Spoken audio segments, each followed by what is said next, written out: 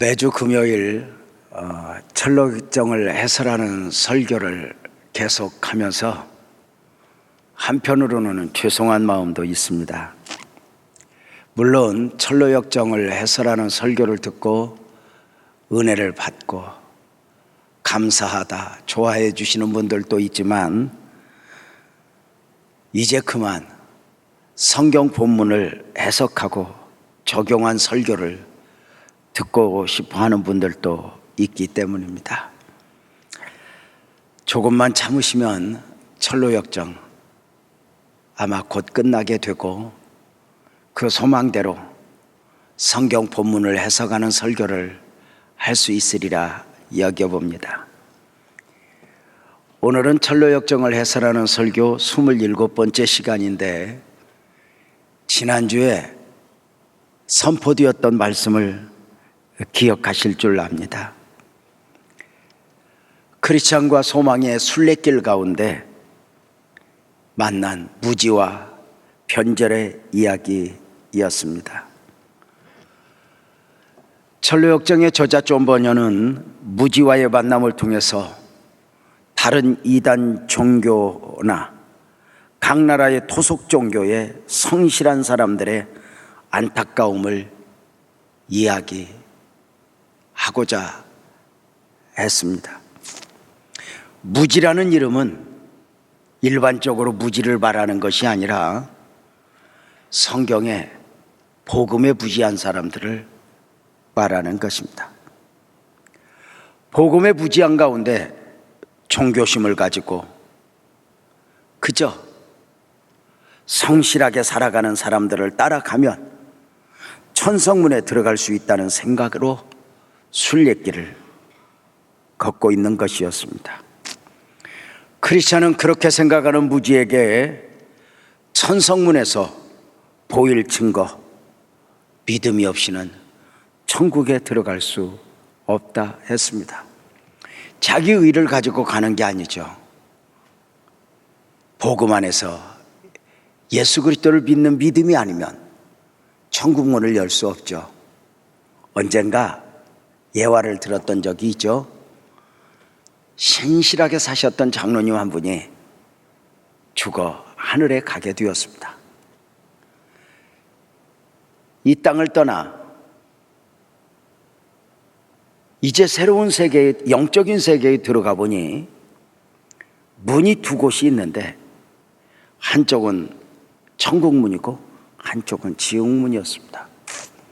장로님이었기에 망설임 없이 천국문을 열기 위해서 문고리를 딱 잡았더니 천국문 수유실에서 당직이 묻습니다. 보니까 그날 당직이 사도 바울이었다고 그래요. 사도 바울 당직이 묻습니다.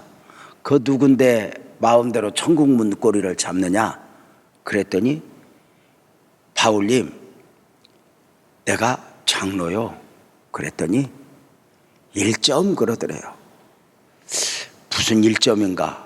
그래서 내가 장로하면서 교사를 30년 했어. 그랬더니 2점 그러더래요. 내가 새벽기도 차량을 몇 년을 봉사했는 줄 아시오? 3점 그러더래요. 내가 교회학교 교사도 오랫동안 했지요. 4점. 뭐 이렇게 장로로서 삶을 살아오는 중에 헝금한 이야기 뭐 했지만 7점밖에 안 되는 거예요.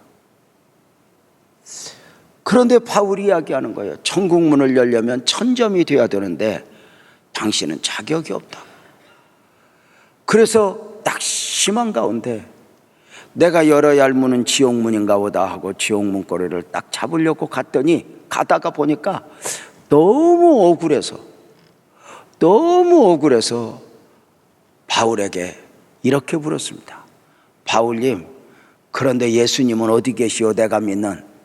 그랬더니 갑자기 얼굴이 환해지면서 1000점하고 문을 열어주더라는 거예요. 내 의, 내 공로가 아닌 거예요. 욥기서를 마무리하면서 강조하였던 바가 뭐였죠?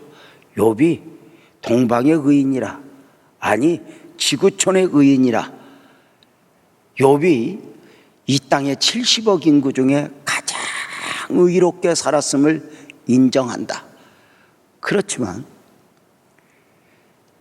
저울로 달아서 70억 중에 가장 의로운 사람이라, 의롭게 산 사람이라 할 수 있지만 욥이 그 의를 가지고 구원을 받을 수 없다였습니다.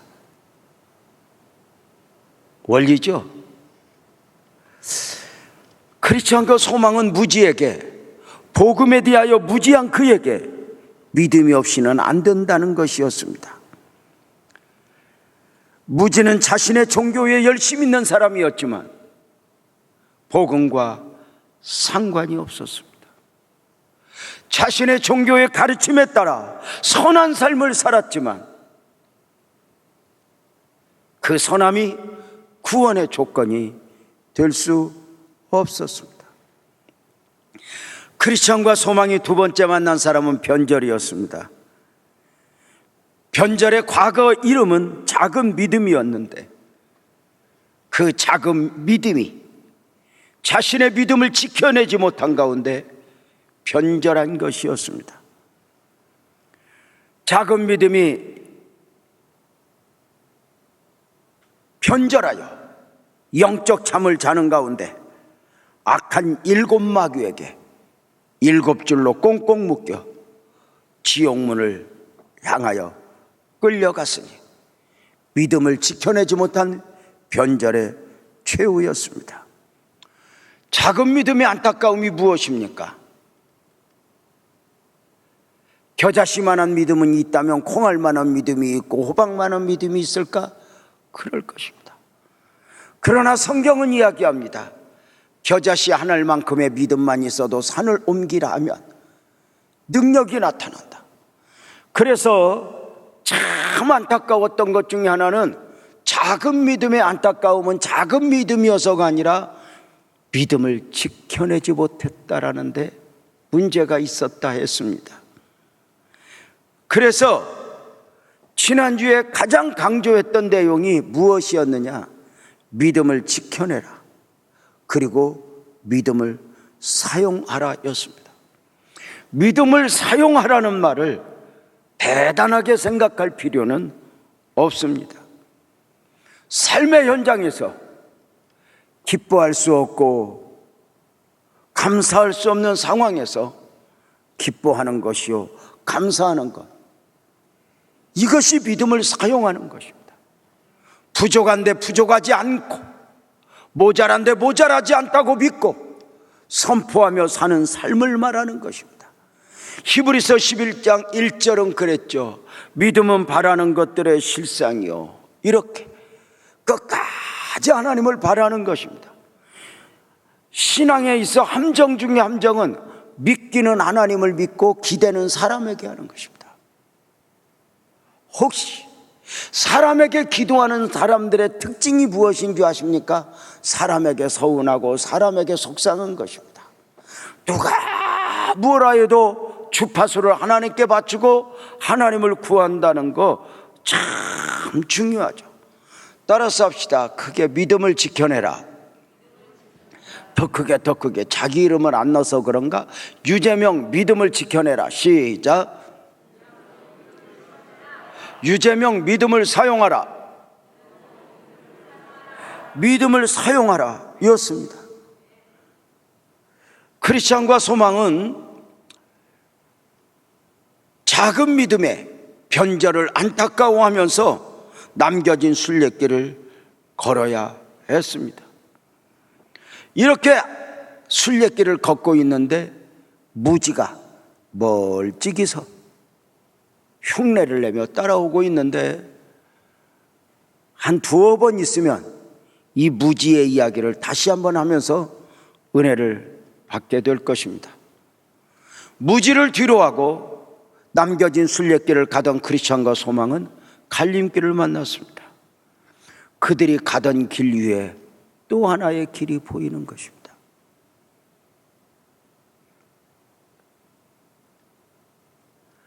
두 길 모두 외형적으로는 곱게 뻗어 있는 것처럼 보였습니다. 분명한 게 있습니다. 한 길은 가야 할 길이고 한 길은 가지 말아야 할 길이었습니다. 한 길은 영적인 길이고 한 길은 육신의 길이었습니다. 그 앞에서 망설이고 있었다. 어떻게 해야지? 사실 이 망설임 자체가 문제가 될 수 있었습니다. 왜냐하면 일찍이 목자들과 헤어질 때 목자들이 말씀이라는 안내서를 주었었습니다. 그래서 갈 바를 모르거든, 어찌해야 할 바를 모르거든 말씀 안에서 해답을 찾으시오 하고 주었지만 저들은 말씀을 생각하지 않았습니다. 어디로 가야 하지? 어쩌면 어디로 가야 할지는 이미 알고 있지만 크리스천으로서, 순례자로서 내가 마땅히 가야 할 길은 오른쪽 길인 걸 알고 있지만 왼쪽 길이 너무 화려하고 좋아 보여서 거기에 순간 마음을 빼앗긴 것입니다.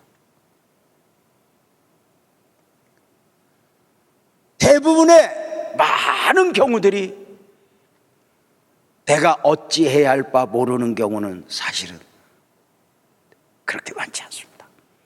내가 복음적 그리스도인으로서, 기도하는 사람으로서, 믿음으로 살아가는 사람으로서 사실 문제 앞에서 내가 어찌해야 할지 압니다. 그런데 육신의 생각이, 욕심이 그 안에서 충돌을 일으키는 가운데 망설이는 경우들입니다. 크리스찬과 소망은 지금까지 잘 왔으니 가던 길로 가면 되지만 왼쪽 길에 대한 호기심, 거기서 고민을 하고 있는데 마귀가 이 기회를 놓칠 리가 없죠. 망설이고 있을 때 피부는 검지만 그 검은 피부 위에 하얀 옷을 입은 사람이 순례자 앞에 나타났습니다. 속은 검지만 겉으로 흰 옷을 입고 있다. 포장되었다는 것이요, 악한 의도가 있다는 것을 알 것입니다. 이 사람은 거짓 교사를 나타내는 것이었습니다. 고린도후서 11장 13절 15절에서는 이렇게 말합니다. 우리 한 목소리로 한번 크게 읽어볼까요? 시작. 그런 사람들은 거짓 사도요 속이는 일꾼이니 자기를 그리스도의 사도로 가장하는 자들이니라. 이것은 이상한 일이 아니니라. 사탄도 자기를 광명의 천사로 가장하나니 그러므로 사탄의 일꾼들도 자기를 의의 일꾼으로 가장하는 것이 또한 대단한 일이 아니니라. 그들의 마지막은 그 행위대로 되리라. 사탄은 속이는 자입니다. 사탄의 기술은 완벽합니다. 우리의 욕심을 이용합니다. 우리의 죄성을 이용합니다. 저들은 순례길을 가는 사람을 비욕합니다. 의도적으로 다가와서 갈림길 앞에서 망설이고 있는 두 순례자에게 왜 그곳에 서 있냐고 묻습니다. 순례자들은 내가 하나님 나라로 향하여 가는 순례자들인데 이 두 길 앞에서 망설이고 있다. 내가 어디로 가야 할지 모르겠다 하는 것입니다. 다시 말씀드립니다. 어디로 갈지 모르는 것이 아닙니다. 성경은 이미 말씀하셨습니다. 내려놓아라. 그렇지만 그게 쉽지 않습니다. 처절한 영적 싸움이죠. 새하얀 옷을 입고 다가온 사람의 이름은 아첨꾼이었습니다. 목자들이 헤어질 때 권면한 바가 있습니다. 아첨꾼의 미혹을 조심하라고 말입니다. 어디로 가야 할지 망설이는 그 망설이던 두 순례자는 하얀 옷을 입고 다가온 그 사람에게 안내를 받습니다. 하얀 옷을 입고 왜 의심하지 않았습니다. 선해 보이고 믿음이 좋아 보이고 새로운 길로 가는 것입니다. 안타깝게도 아청꾼이 안내한 길은 정상적 순례길이 아니었습니다. 순례자들이 느끼지 못하도록 큰 곡선으로 휘어 있었습니다. 넓은 길이었지만, 화려했지만 큰 곡선으로 휘어 있으니 자기들이 그릇된 길로 가는 것도 모르고 가고 있습니다. 분명한 것은 정상적 순례길에서 점점점 멀어질 뿐만 아니라 이리 가야 되는데 같은 길을 가는 듯 하다가 점점점점 멀어지는 정도가 아니라 급기야 하나님 나라를 가는 순례길과 등지게 되어 있습니다. 문제는 두 순례자가 이렇게 좋은 길도 있었네, 그래 천국 가는 길이 그렇게 힘든 길만은 아닐 거야.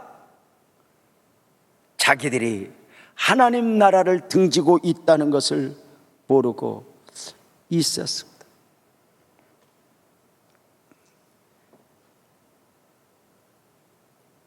아청꾼은, 하얀 옷을 입은 그 사람은 하나님 나라를 등지었으면서도 등질 줄도 모르고 있는 그들을 조금씩 그물로 올가매기 시작했습니다. 얽힌 것입니다. 그물에 걸려든 것입니다. 어찌할 바를 모르는 것입니다. 우리도 삶에서 그물에 걸려들 수 있습니다. 문제가 생기면 한꺼번에 옵니다. 그렇게 믿음 좋았던 사람들, 그렇게 기도하던 사람들, 돈에 욕심이 들어오면 인간적 생각에 사로잡혀 여기가 길인가 봐 하고 가면 급기야 그 마귀가 버려놓은 여러 그물에 걸려 어찌할 바를 모르게 됩니다. 크리스찬과 소망은 탄식하며 눈물로 호소하니 그제서야 목자들의 권면이 생각이 났습니다. 순간 깨달은 크리스찬은 고백을 합니다. 이제 보니 내가 실수를 했어. 목자들의 아청꾼을 조심하라 주의를 주었는데 지혜로운 사람의 말에 있듯이 이웃에게 아침하는 것은 그 발 앞에 그물을 치는 것이라는 말씀을 우리가 경험하게 되었어. 목자들은 우리에게 안내책까지 주어서 우리를 보냈는데 우리는 그 사실조차도 까맣게 잊어버리고 그 책을 들여다보지도 않았고 길에서 우리를 망하게 하는 사람을 멀리하지도 않았으니 이 점에서 다윗은 우리보다 지혜로웠군요. 그는 사람의 행사로 논하면 나는 주의 입술의 말씀을 따라 스스로 삼가서 포악한 자의 길을 가지 아니하였사오며 라고 말하고 있으니 말입니다. 크리스찬과 소망은 두 가지 측면에서 실수를 했다 말씀을 드릴 수 있으니, 먼저는 목자들의 권면을 잊은 것입니다. 어찌할 바를 모를 때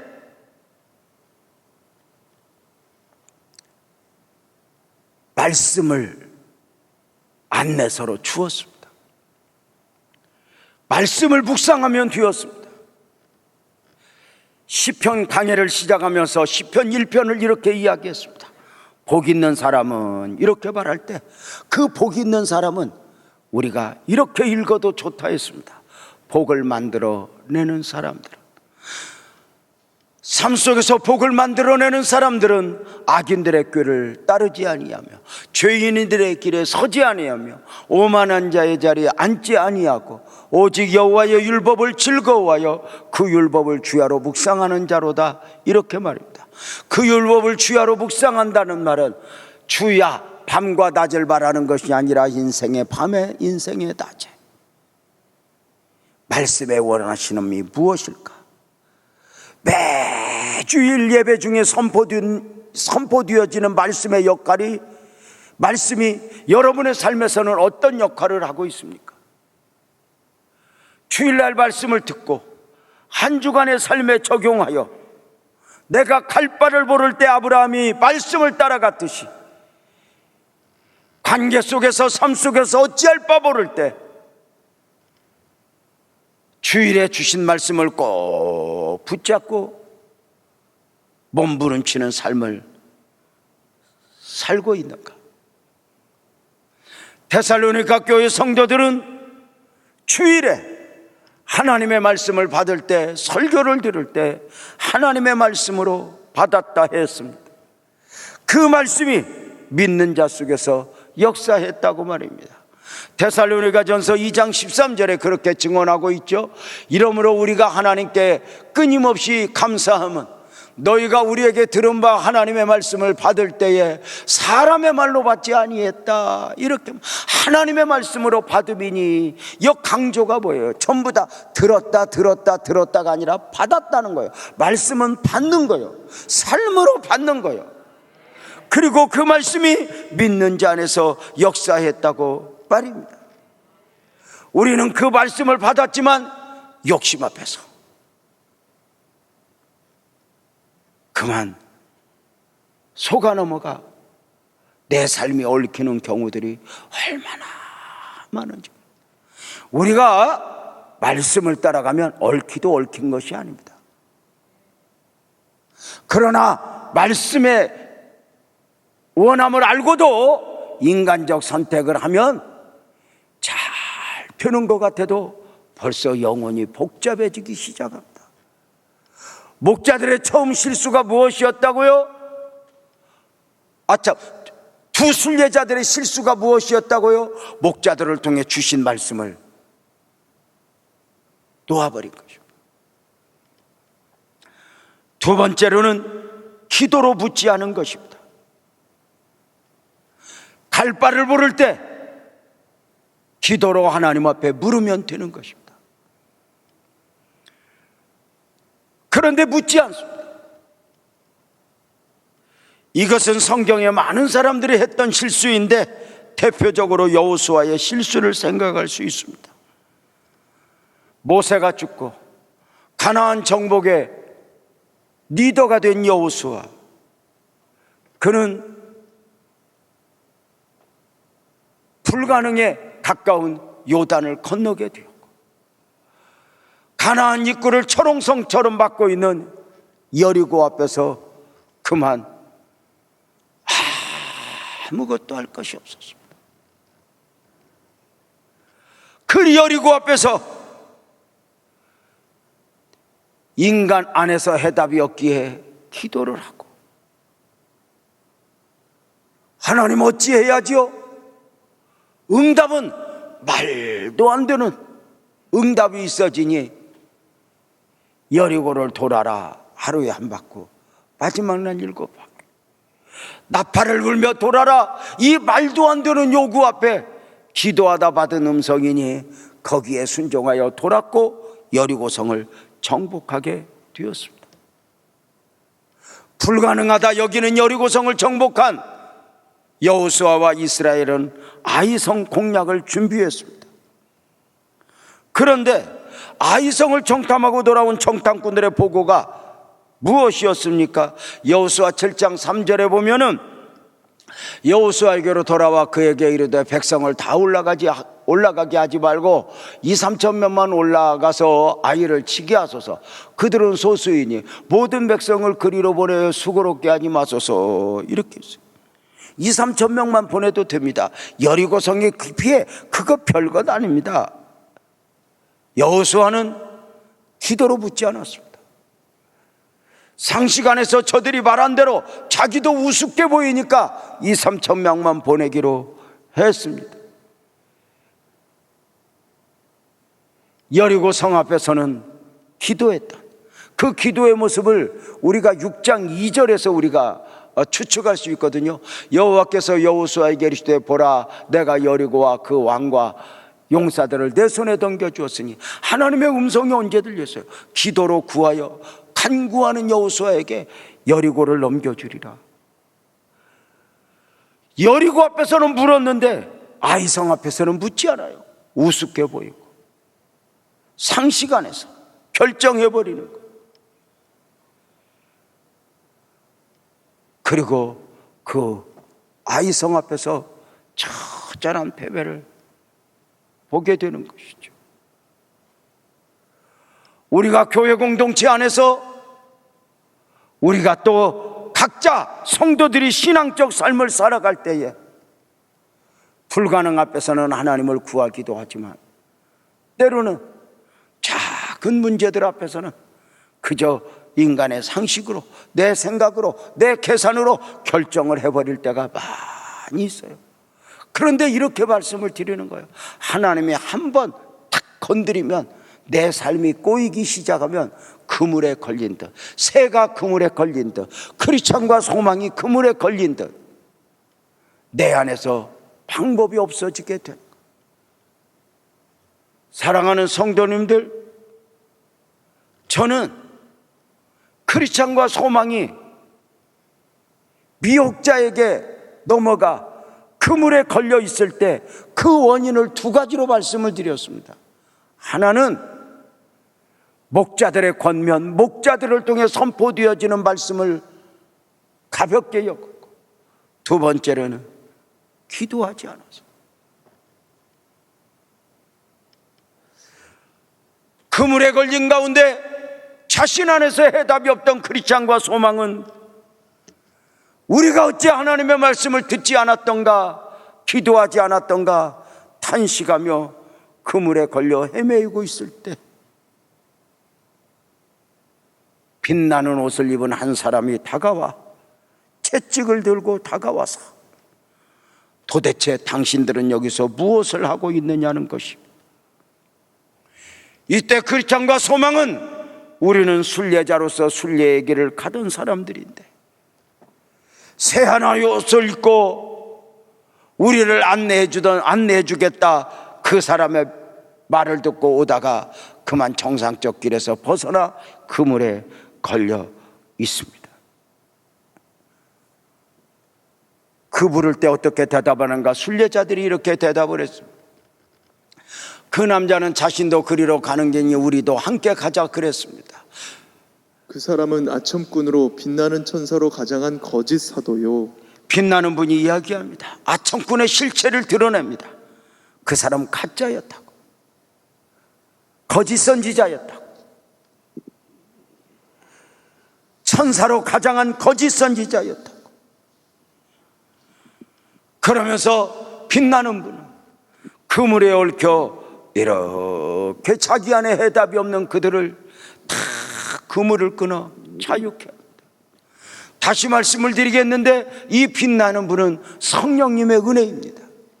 오늘 이 밤에 성령님의 은혜가 강력하게 임한 가운데 여러분의 삶을 올가매고 있는 이 육신의 그물들에서 완전히 자유하게 되는 복된 축복이 있기를 주님의 이름으로 축원합니다.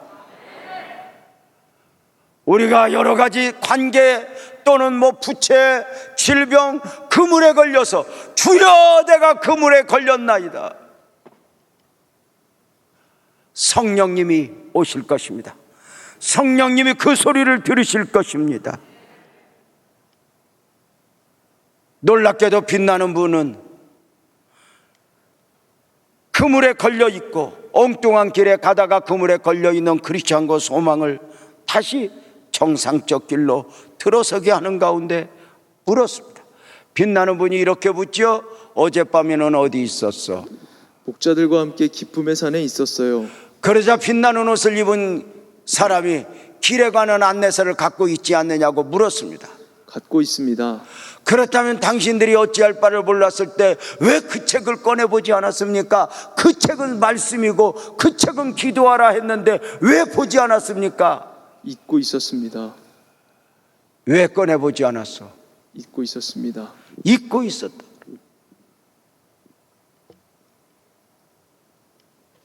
순례자들은 우리가 이렇게 신앙적 삶을 살아가노라면 우리로 하여금 정상적 신앙에서 벗어나게 하는 경우들이 얼마나 많은지. 삼가 두렵고 떨림으로 나 자신을 살피지 않으면 어느 순간 나 자신도 모르게 점점점 큰 곡선을 통해 하나님을 등지고 있는 나를 보게 된다는 것입니다. 빛나는 분은 채찍으로 책망을 하며 이렇게 말했습니다. 물은 내가 사랑하는 자를 책망하여 징계하노니 그러므로 내가 열심을 내라. 내가 회개하라. 사랑하는 성도님들, 크리스찬과 소망은 빛나는 분의 도움을 받아 정상적 걸음을 순례자의 걸음을 걷게 되면서 간증을 남겼으니 이런 간증을 남겼습니다. 이 길로 가는 사람들이여 이리로 오시오 보시오. 순례자들이 이 길을 가다가 어떤 꼴이 되었는지 그들은 붙들렸네. 헤어날 수 없는 그물에 좋은 충고를 가볍게 여겨 잊어버렸기 때문이었지. 도움을 받아 빠져나오긴 했으나 잘 보게 이들은 정신이 번쩍 들도록 채찍을 맞았으니 이를 잊지 말고 조심하시오. 이 내용에서 우리가 신앙인으로 살면서, 목사는 목사로 살면서 목사의 길을 걸어가야 되는데 조금 벗어나면 이 재미 좀 얻어야지 하면은 얽히게 돼 있어요. 선교사는 선교사답게 삶을 살아야 되는데 다른 욕심을 내는 순간 삶이 얽혀. 신앙인은 신앙인으로서의 삶이 있고, 죄송합니다, 부부가 결혼하면 남편은 남편으로서 가야 할 길, 아내는 아내로서 가야 할 길이 있어요. 그 선에서 벗어나면 내 삶이 한번 꼬이기 시작해. 우선은 이 길이 좋은가 봐, 다른 사람이 더 매우 이렇게 마음을 빼앗겨 보지만 아닌 거.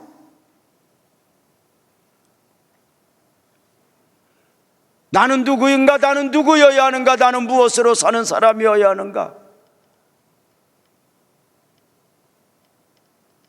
목사 자신도 살피지 않으면, 순간의 욕심에 끌리면, 우선은 대단하게 좋아 보이는 것 같아도 내 삶이 한번 얽히기 시작하면 내 안에서 해답은 없어져. 하나님은 절대로 우리에게 만홀히 여김을 받지 않아요. 하나님의 최고의 욕심은 우리에게 온전한 하나님이 되는 거예요. 온전한 하나님. 너는 나에게 전부인데 나는 너에게 전부이니 물을 때 아멘. 하나님은 나에게 전부입니다. 하나님 안에서 내가 하나님에게 전부인 것처럼 하나님도 내게 전부입니다. 이렇게 나는 고백할 수 있는가? 혹시 이 밤에 나는 하나님의 사람으로서 내가 가야 할 길을 잘 알고 있는데 벗어난 분이 있습니까? 저는 성도들을 많이 보았습니다. 지난 32년, 33년째. 그렇게 기도하던 사람이 돈 욕심이 들어오면, 그렇게 믿음 좋아 보이던 사람이 돈에 얽히면, 감정이 얽히면 그만 밑바닥 드러나는 건 한순간이었습니다. 그렇게 신실하게 보이던 분이 음란이라는 미혹의 영에 끌려 받는 순간 자기도 모르게 빠져들어가는 것 제가 보았습니다.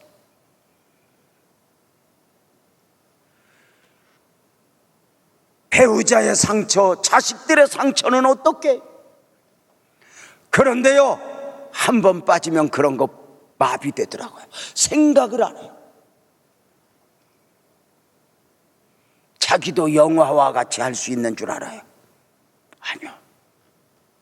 사랑하는 성도님들, 미혹을 받아 엉뚱한 길로 가서 하나님 나라를 등지고 가다가 그물에 걸려있는 저들을 자유케 한 빛나는 분은 누구? 성령님의 사역이죠. 오늘도 우리는 수없이 새가 그물에 걸리듯 순간순간 무너지는 우리를 건져주시는 성령, 또 한 번 그 은혜, 그 성령님의 능력으로 자유하게 되는 복된 축복이 있기를 주님의 이름으로 축원합니다. 크리스찬과 소망은 정상적 순례길로 들어서 그 길을 가다가 또 한 사람을 만나게 되는데 바로 무신론자입니다. 순례길을 가고 있는데 저쪽에서 역행하여 한 사람이 오고 있는 거예요. 이상하지 않아요? 가고 있는데 저 사람은 돌아오고 있어요. 어떤 연구인가? 크리스찬과 소망이 이렇게 대화를 합니다. 저쪽에 한 사람이 시온성을 등지고 우리 쪽으로 오고 있어. 나도 보입니다. 저 사람은 아첨꾼과 같은 사람일지도 모르니 이번에는 조심스럽게 행동합시다. 무신론자입니다.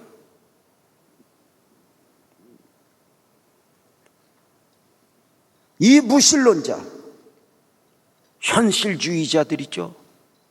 예나 오늘이나 우리 복음적 그리스도인들이 반드시 넘어야 할 고비들이죠. 무신론자가 오는데 이것은 아마 제가 철로역정을 이렇게 썼으면 이렇게 썼을 것 같아요. 순례자들은 초라해 보이고 무신론자는 화려하고 대단한 어떤 모습을 가지고 있다고 말입니다. 제가 요즘에 이제 코로나로 인해서 집회를 많이 안 가는데 제가 저 천보산 민족기도원에 이렇게 집회를 가면서 한번 이렇게 가끔 산책을 해요. 시간이 나서. 그래서 이제 예배 시간 앞두고 밑에까지 걸었다 쭉 올라오고 보면 두 종류의 사람이 있어요. 기도원 가는 사람들, 그 다음에 등산 가는 사람들. 근데 기도원 가는 사람들은 전부 죽으러 가는 사람 같고, 등산 가는 사람들은 정복의 형성을 가지고, 내가 오늘 저 산 정상을 정복하리라, 얼마나 활기찬지 몰라요. 표정만 봐서는 나도 그 길 따라갈, 사랑하는 여러분 어떠세요? 어떠세요? 무신론자가 좋아 보이는 모습을 가지고 시온성을 향하여 가는 그를 향하여 묻습니다. 어디로 가냐고. 크리스찬과 소망이 우리는 순례자로서 시온성을 향하여 가는 중이라고 하자, 무신론자는 얼마나 호탕하게 웃는지 그 웃는 모습에 크리스찬이 묻습니다. 왜 웃으십니까? 당신들처럼 어리석은 사람을 보니 웃음이 납니다. 당신들은 그렇게 힘겨운 여행을 하면서도 고통 말고는 얻은 것이 하나도 없어 보이는군요. 어떤 신앙적 모습을 이야기한 거죠. 고통뿐이라니요. 당신은 우리가 하나님 나라를 얻지 못하리라고 생각하십니까? 하나님 나라라고? 이 세상 어디에도 당신이 꿈꾸는 그런 곳은 없소. 그렇지만 장차 올 세상에는 있지요. 내가 고향에 있을 때 나도 당신이 지금 믿고 있는 이야기를 듣고는 그러한 것을 찾으러 나섰다가 20년을 헤매었소. 그러나 길을 나섰던 처음과 마찬가지로 결국 그런 곳은 나타나지 않았소. 우리도 그런 이야기를 들었어. 우리는 그런 것이 나타나리라고 믿고 있어. 고향에 있을 때 그 말을 믿지 않았더라면 그것을 찾아 이렇게까지 멀리 오지는 않았을 거요. 만약 그러한 곳이 있다면 당신들보다 훨씬 더 오랫동안 찾아본 내가 그곳을 먼저 찾았을 텐데 아무것도 찾지 못했소. 난 다시 돌아가는 길이요. 이젠 그것을 찾기 위해 포기했던 것들을 다시 찾아 즐기며 살 거요. 무신론자가 이야기합니다. 하나님 나라는 없다는 것입니다. 내가 당신들 앞서서 얻고자 했지만 보이지 않았다는 것입니다. 하나님 나라가 없는데 행여 하나님 나라가 있는가 하여 20년을 내가 추구해봤지만 하나님 나라는 없었어. 이 무신론자에게는 두 부류가 있습니다. 첫 번째는 복음에 대하여 전혀 모르는, 종교적 교육을 받지 않았던 사람들, 복음을 접해보지 못한 사람들, 그저 보이는 것만 보고 보이는 것만 말하니, 이 무신론자들은 기독교인들을 우습게 하네요.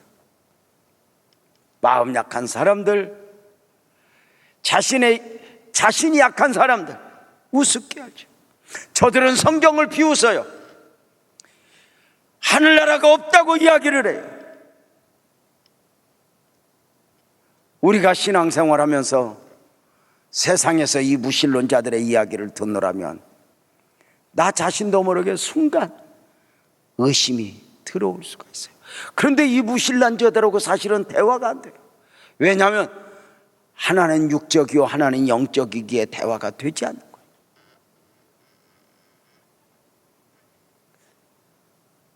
무신론자의 두 번째 경우는 더 위험한 경우인데, 지금 크리스찬과 소망이 만난 사람은 이 경우니 바로 어떤 경우냐면, 한때는 신앙 고백도 했고 한때는 교회도 다녀요. 우리가 살면서 만날 수 있는 사람들 있죠. 내가 옛날에 청년회장 했었어, 학생회장 했었어, 나도 수련회 가서 뭐 목사님들 전도사님들 따라서 몇 시간씩 기도해봤어. 그런데 하나님 나라를 등지고 있습니다. 이렇게 이야기하는 거예요. 내가 전에 그렇게 청년회장 하면서 집사로 살아가면서 뭔가 말씀 안에 살 때는 내가 눌렸었는데, 지금은 내가 하고 싶은 대로 다 하면서 적당한 선에서 살아가니 내가 이렇게 자유하는 것이요, 하늘나라는 없어. 교회는 다니시오, 예배는 드리시오, 그러나 하늘나라는 믿지 마시오. 종교는 하나 가지고 있는 것이 좋으니 우리 기독교 우월하지 않소, 다니시오. 그런데 하늘나라는 없어. 영적인 세계 없어. 그저 사는 날 동안 건강하게 즐기며 살다 가면 되는 것이요. 여러분 어떠세요?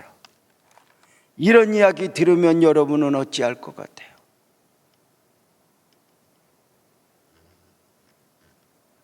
교회 공동체 안에서요, 교회는 오지만 하늘나라를 등지고 살아가는 그리스도인들 많습니다. 하늘나라를 믿지 않아요. 천국을 믿지 않아요. 영적인 세계 믿지 않아요.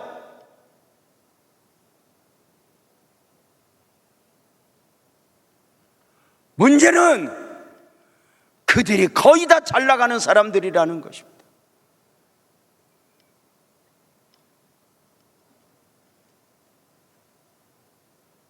무신론자의 외침 앞에 도저히 이야기가 되지 않는 것 같아 크리스찬과 소망이 이야기를 하기 시작합니다. 크리스찬이 소망에게 저 사람 무신론자가 하는 말이 맞습니까? 무슨 말이었죠? 하늘나라 없어. 교회는 다니시오. 조심하세요. 이 사람은 아청꾼 중 한 사람이에요. 저런 사람들의 말에 한번 귀를 기울였다가 우리가 치렀던 일을 생각해 보세요. 될 법한 말입니까? 쉬운 성이 없다니요. 우린 기쁨의 산에서 그 성의 문을 보지 않았습니까? 그리고 또 우리는 지금 믿음으로 길을 가고 있지 않습니까? 채찍 든 사람이 우리에게 다시 나타나지 않도록 합시다. 당신이 내게 일러주었어야 하는 건데 내가 당신에게 속삭이게 되었습니다. 내 아들아, 지식의 말씀에서 떠나게 하는 교훈을 듣지 말지니라. 내 말은 저 사람 말을 듣지 말고 영혼을 구원하는 믿음에 이르는 사람이 되자는 말입니다. 크리스찬이 말합니다. 나는 우리가 믿는 진실에 대해 의심이 들어서 물어보았던 것이 아니고 당신 마음속에 있는 정직의 열매를 끄집어내려고 했던 것입니다. 이 사람은 내가 알기로 이 세상 신 때문에 눈이 멀었어. 당신과 나는 진리를 알되 진실에서는 어떠한 거짓도 날 수 없다는 사실을 기억하면서 우리는 우리 길을 갑시다. 하나님의 영광에 대한 소망으로 난 지금 정말 기쁩니다. 사랑하는 성도님들 어때요? 무신론자가 교회는 다니시오, 예배는 드리시오, 종교적 활동은 하시오. 단 하늘나라는 없어. 말로 삶으로 부인하는 것.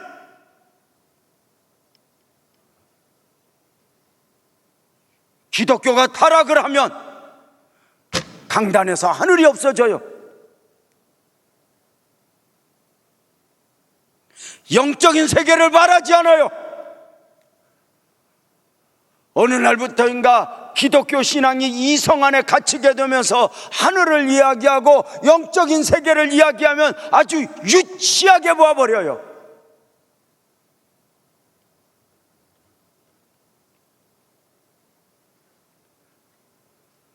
무신론자와 이야기가 되지 않아요.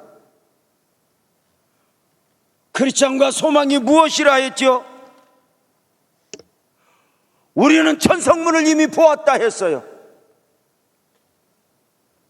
여러분도 이미 천성문을 본 사람들입니다. 우리는 믿은 사람들입니다. 크게 하면 합시다. 우리는 하늘나라를 믿습니다. 크리스찬과 소망은 단호하잖아. 흔들리지 말자고. 성령님이 채찍을 가지고 오기 전에 세상이 무엇라 해도 우리는 복음 안에서 이 본질적 믿음을 잃어버리지 말자고.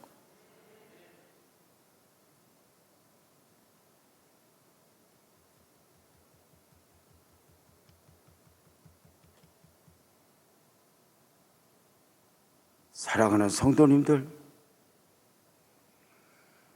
그러면서 복음 안에서 정말 살아가는 순례자들은 무신론자들의 이야기를 들으면 마음을 빼앗기는 것이 아니라 저들이 모르는 복음을 내가 믿고 있고 내가 순례의 길을 가고 있다는 이 사실 앞에서 감사하는 것 아닙니까?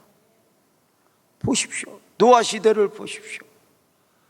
세상이 악해질 대로 악해집니다. 하나님의 아들들이 사람의 딸들의 미혹 앞에 넘어갑니다. 어느 순간 하나님이 없는 것처럼 살아갑니다.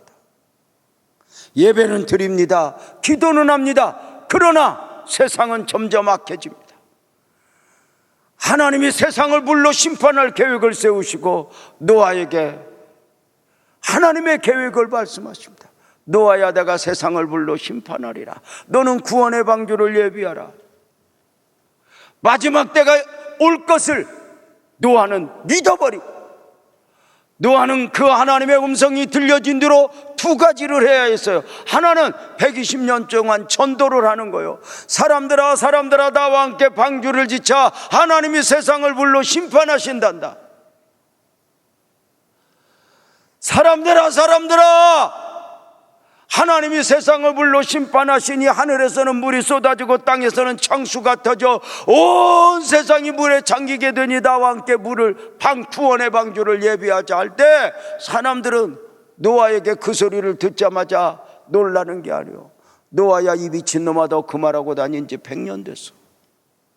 노아야, 이 미친놈아, 너 그 말하고 다닌 지 110년 됐어. 여러분 어떠세요? 가끔은 우리의 신앙을 저울로 달아보래요. 땅에 쌓아놓은 것이 많은지 하늘에 쌓아놓은 것이 많은지.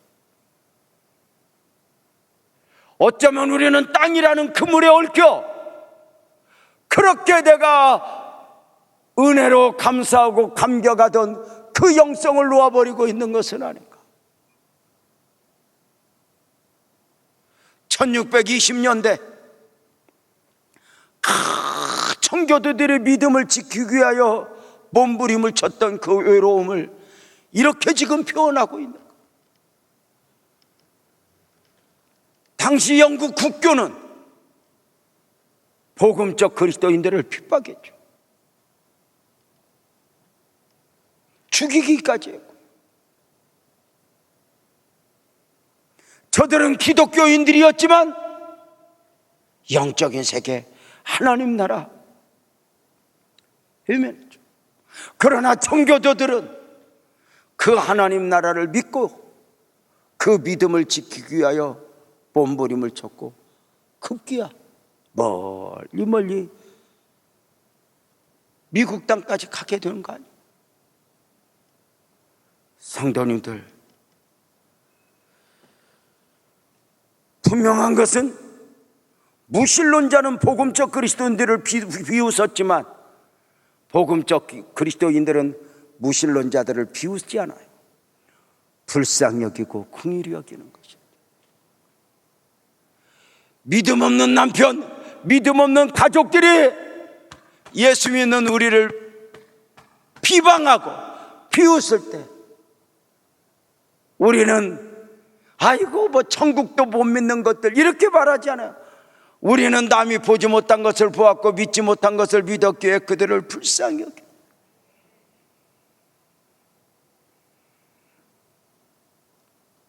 사랑하는 성도님들, 노아의 전도를 가볍게 여기며 노아를 미친놈이라고 말하던 사람들, 노아야 이 미친놈아 너 그 말하고 다닌 지 110년 됐어, 119년 됐지만 어느 순간 말씀 그대로 하늘에서 물이 쏟아지고 땅에서 창수가 터져 온 세상은 물에 잠기게 됩니다. 우리는 오늘 이렇게 말하고 싶습니다. 아멘 크게 합시다. 결국은 말씀대로 됩니다. 때로는 말씀이 우선 초라하고 말씀대로 사는 게 이렇게 믿음으로 살아도 나는 왜 할 수 있지만 결국은 말씀이 우선 우리를 초라하게 하는 것 같아도 우리를 영원히 초라하게 하지 않을 것입니다. 아멘 합시다. 말씀이 나를 살릴 것이고 말씀이 나를 변호할 것이고 말씀이 나를 축복할 것입니다. 내가 말씀을 믿습니다. 나는 말씀을 믿습니다.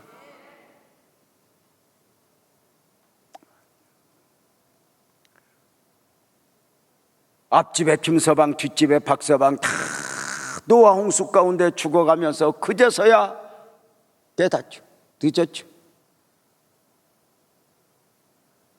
지옥 간 부자가 내가 예수를 잘 믿어야 될 이유를 지옥에 가서야 깨달았던 거죠. 언젠가는 모두가 우리는 지금은 믿음으로 말하고 있는 이 복음적 진리들 언젠가는 세상은 땅을 치게 될 것입니다. 여러분의 십자가는 어떠합니까? 고린도전서 1장 18절은 그렇게 말하지 않아요? 십자가의 도가 구원을 받는 우리에게는 하나님의 능력이 된다고. 세상에 미련하게 보이는 이 복음이 이 십자가의 도가 하나님의 능력이니 그것을 붙들고 사는 것, 그것을 붙들고 한 걸음 한 걸음. 바울 사도는 갈라디아서 3장 1절을 통해서 그렇게 말했어요. 어리석도다 갈라디아 사람들아, 예수 그리스도께서 십자가에 못 박히신 것이 너희 눈앞에 밝게 보이거늘 누가 너희를 꾀다냐. 여러분, 예수 그리스도가 십자가에 못 박히신 것이 너희 눈에 보이지 않느냐? 말씀 안에서 너희가 그것을 믿지 않았느냐? 그런데 왜 흔들리는가? 고린도전서 2장 2절을 통해 바울 사도는 또 크게 외쳤죠. 내가 너희 중에서 예수 그리스도와 그의 십자가에 못 박히신 것 외에는 아무것도 알지 아니하기로 작정하였다. 바울의 확신과 결단이죠. 갈라디아서 6장 14절에서는 바울이 그래요. 그러나 내게는 우리 주 예수 그리스도의 십자가 외에는 결코 자랑할 것이 없으니 그리스도로 말미암아 세상이 나를 대하여 십자가에 못 박히고 내가 또한 세상을 대하여 그러하니라. 사랑하는 성도님들, 사실 믿음의 길은 외로운 길이고 오히려 하나님 나라를 등지고 적당하게 살아가는 사람들이 훨씬 더 재미지고 즐겁게 종교 생활을 하고 있어요. 그러나 분명한 거 있어요. 우리가 하나님 나라에서 멀어져 있지는 않는가. 혹시 하나님 나라를 등지고 있는 것은 아닌가? 삶의 여유가 너무 많아서, 너무 즐길 것이 많아서 그리하고 있는 것은 아닌가? 사랑하는 성도님들,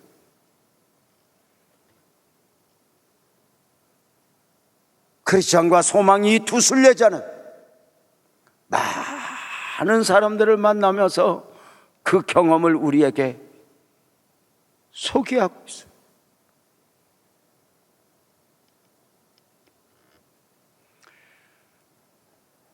무신론자는 두 종류가 있다고 했어요. 교회 밖의 무신론자와 교회 안의 무신론자. 교회 밖의 무신론자는 아예 복음을 만나보지 못한 사람들. 교회 안의 무신론자는 종교 생활은 하지만, 예배도 드리지만 정작 복음에서 이탈되어 하나님 나라를 등지고 있는 사람들, 하늘나라를 믿지 않는 사람들. 과거의 화려한 신앙의 이력은 자랑하지만 오늘은 종교적 행위만 남아있지, 삶은, 영혼은 하나님 나라를 등지고 있는 것 아닌가? 하늘나라가 없다면 선교사님들이 선교지에 가야 할 이유가 없었죠. 목사가 되어야 할 이유가 없었죠.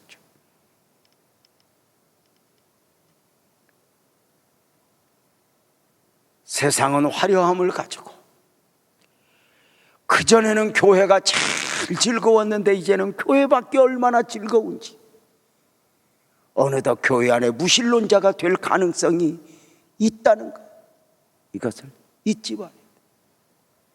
내가 하나님을 알고 예배를 드리니까 나는 무신론자가 아니야. 아니요, 교회 안에 무신론자를 이렇게 말하는 거요, 하늘나라에서 멀어져 있지는 않는가? 하늘나라를 등지고 세상을 앞에 두고 살아가고 있지는 않는가? 어떠세요?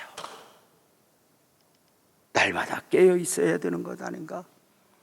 어떻게 믿음을 지켜요? 로마서 1장 17절은 그렇잖아요. 오직 의인은 믿음으로 말미암아 살리라. 믿음으로 믿음에 이르게 하나니, 믿음을 지키는 것은 믿음이지 어떤 증거가 아니에요. 다시 한번 말씀을 드립니다.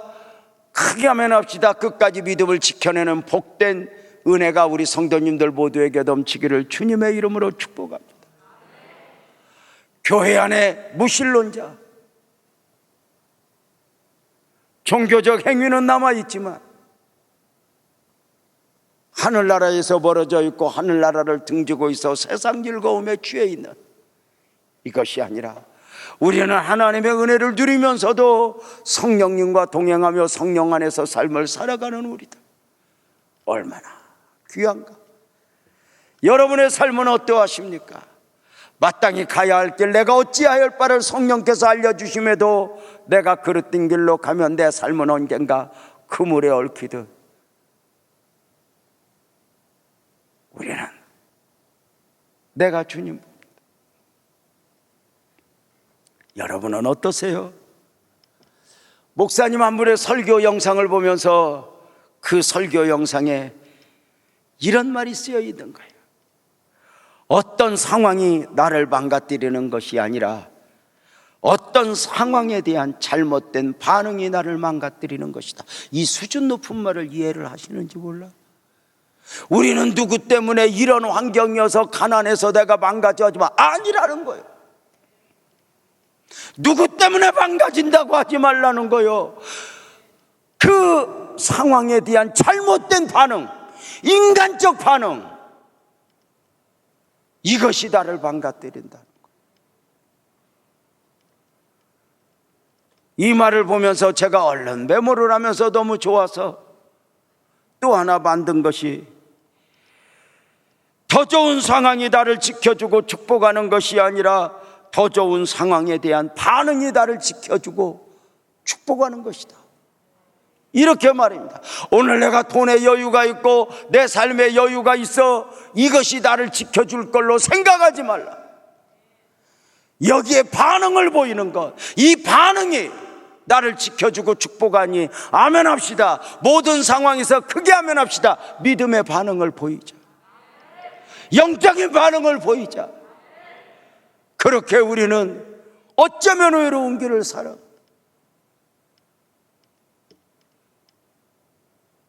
어떤 상황이 나를 망가뜨리는 게 아니에요. 우리는 가난해서 병들어서 누가 미워해서 매일 그 상황에 대해서 막 우리는 그래 아니라는 거예요. 요셉을 노예라는 상황이 망가뜨리지 못했어요. 억울한 감옥이라고 하는 상황이 망가뜨리지 못했어요. 다윗을 사울이라고 하는 상황이 망가뜨리지 못했어요.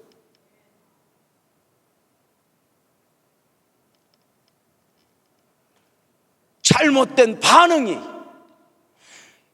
그 상황에 대한 잘못된 반응이 나를 망가뜨리는 것이니 인간적 반응을 보일 때 육신적 반응을 보일 때 어떠세요? 더 좋은 상황이 나를 지켜주고 축복하는 게 아니에요. 세상은 돈을 번다고 그래요. 맞는지 몰라요. 그러나 세상이 돈을 버는데 왜 그렇게 세상은 영원하지 않을까? 결국은 하나님의 은혜입니다. 내가 다른 사람보다 여유가 있고 엔조이하며 살 수 있다 해서 그것이 나를 축복하는 것이 아니에요. 반응이 나를 지키고 축복하는 거예요.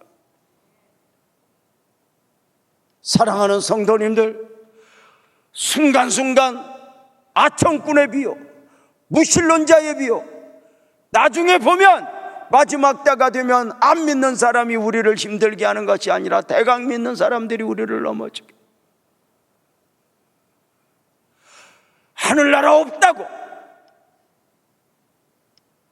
내가 종교 하나 가지고 내가 교회는 안 다닐 수 없어서 다니지만 하늘나라 없다고. 없죠. 하늘나라가 없어서 없는 것이 아니라 믿음이 식으면 하늘나라 보이지 않아요. 왜? 믿음은 믿음으로지. 때에 영적으로 바라지 않으면 나 자신도 모르게 하늘이 퉁주고 있어.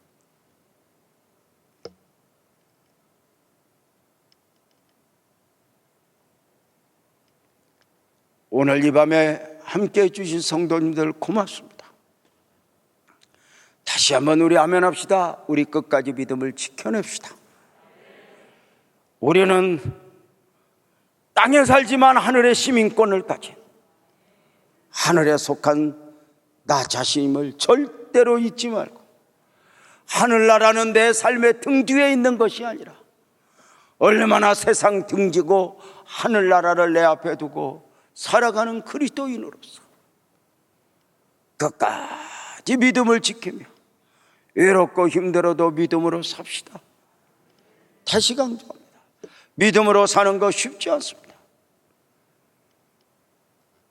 그러나 그 무신론자들 앞에서 주님 고마워요.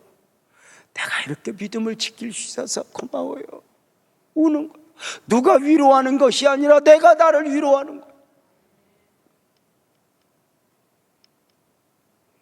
그러면서 더 좋은 상황을 원하고 더 좋은 환경을 원하지만 어떤 상황이 나를 망가뜨리는 게 아니라 꼭 믿으세요. 잘못된 반응이 나를 망가뜨리고, 더 좋은 상황이 나를 축복하는 게 아니에요. 반응이 축복을 만들어내는 거죠. 아멘 합시다. 우리에게 십자가가 있잖아요. 주님의 보혈이 있잖아요. 바울 사도가 갈라디아 사람들에게 이렇게 말하잖아요. 예수 그리스도가 십자가에 못 박힌 것이 너의 눈에 보이지 않느냐? 여러분, 그때가 예수님 십자가에 못 박혀 돌아가시고 부활 얼마인데 보이지 않느냐? 너희가 보지 않느냐? 믿지 않느냐? 왜 흔들리느냐? 왜 넘어가느냐? 우리 믿음으로 승리하자. 외롭고 힘들어도 주의 보혈 의지하여 십자가 붙들고 내가 주님을 믿습니다 선포하지 않겠습니까? 혹시 걸음걸이가 비틀거리고 있다면, 혹시 하늘나라에서 등을 돌리고 있다면 나는 누구여야 하는가? 이것이 성령의 음성임을 또 한 번 확인하면서 내가 주님을 믿습니다 외치는 여러분들 되기를 주님의 이름으로 축복합니다. 우리 모두 자리에서 일어나서 찬송합시다. 주의 십자가 보혈 아니면